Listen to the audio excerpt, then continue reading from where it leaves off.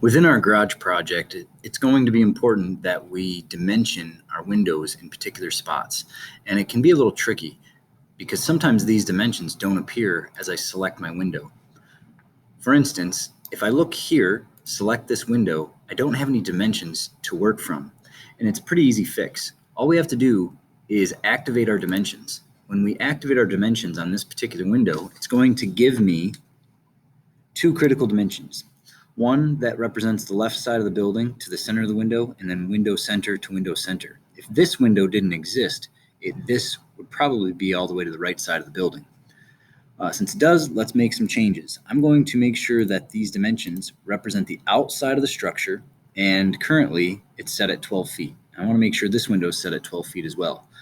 Initially, I make this change, make sure it's 12, and I will make that dimension permanent, and that looks good. My next step will be to select this window, and once again, no dimensions appear, so I'm going to activate dimensions. This states that it's 11.9, but as I toggle it to the outside, using the blue grips, it is in fact 12, so I can make this dimension permanent. Once again, activating dimensions is going to be a critical component if they don't automatically come up. And now I'm also going to drag this dimension so it lines up with my extension lines across that area.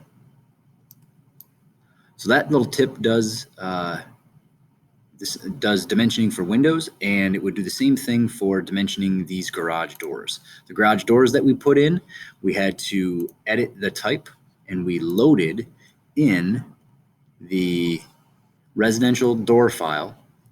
We found the particular garage door embossed panel, and it is an 8 foot by 7 foot.